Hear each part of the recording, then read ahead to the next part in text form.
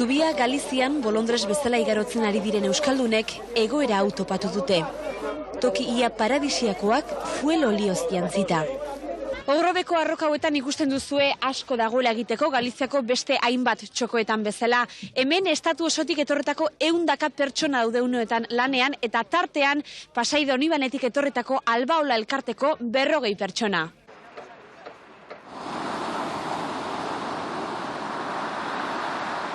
Lehenengo egun horretan, iritsi orduko zuzeneko konexio bat egin behar genuen, eta normalen lehenengo egunetan gauza gutxi ikusitaia kontatu behar dezu, ezta? Lehenengo irudia izan zen, portu batera iritsi ginela, eta bazegoen karrotxo bat, arrantzalek erabiltzen zutena, trasteak batetik bestera eramateko, eta hartzeuden hegazti batzuk oraindik bizirik, baina guztiz belztuta. Itsasora begiratuta, itsasadar batean geunden, babesean, eta ezen antzematen hor, txapapotea edo petrolea zegoenik, baina itsasoratu zirenean arrantzale horiek ikusi zuten, nola zeuden hor arrainak eta hegaztiak eta belztuta, eta ekarri egin zituzten, salbatzeko edo, eta antxe ikusi nituen. Orduan, lehenengo irudia hori izan zen, eta orduan, oso zaila zen jakitea nora joan, Galizia ere ez genuen ezagutzen, hango jendearekin harremanik ez genuen, orduan, batetik bestera aritu ginen, eta biharamunean ja, esan ziguten, Mariano Rajoy orduan presidente ordea zena, biharamunean, Costa da Morteko herri batean egongo zela, eta bertara joateko.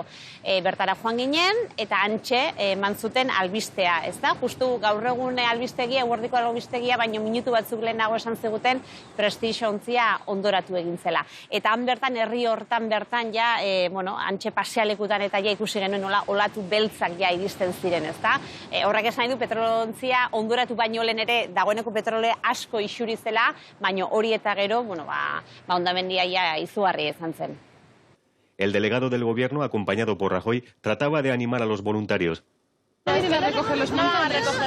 Ahora vienen los camiones que están en la playa. Nos han hecho venir aquí para limpiar, para hacer la foto del rigor. Y ahora se vuelve a llevar el mar. Porque estamos limpiando, va a subir la marea. Si se lo va a llevar todo lo que hemos limpiado, o sea que no vale para nada. Nos han mandado a limpiar para hacer la foto. Y ahora se van, eso se lo lleva el mar y no ha servido de nada. Y nosotros llevamos horas aquí limpiando, para nada. Giro aldatuz joan zen herritarren artean. Zuzenekoak egiten genituela, gure inguruan egoten ziren zer esaten genuen, ze egia da komunikabide askok ez zutela egia osoa esaten edo behintzat gobernuak egoera zuritu nahi zuela eta haien hildotik ere egin zutela komunikazio hori eta jendea nahiko haserre zegoen, ez da? Esto es mucho más grave de lo que nos pensamos, mucho más grave, y se nos está ocultando. Orduan, egia esan, behingoagatik Euskal Telebistako logo izatea onerako izan zen, ez euskalduna ginelako, baizik eta ikusten zutelako kontatzen genuena gutxi gora bera bereik ikusten zutena zela.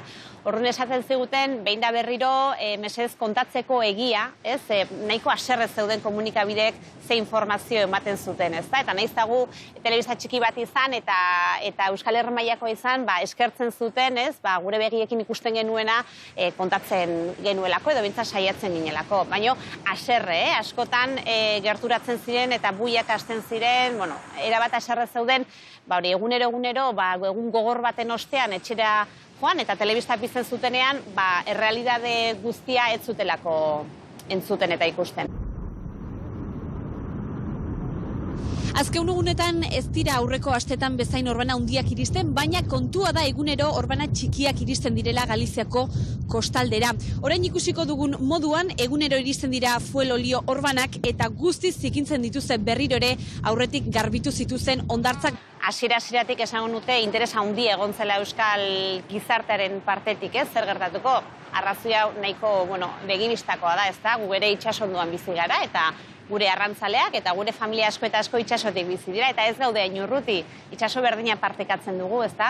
Muxian geundela, han bazegoen gizon bat bertan lanean kofradian, eta berak hango arbela batean marrazki bat egin zigun, eta kontatu zigun nola neguan geunden, eta neguan haizeak izaten ziren ez dakit, ipar mendebaldekoak Haize horiek nola zirela, normalean nola zirela kontuan hartuta, oso litekena zela txapapote hori, orbana horiek ona iristea.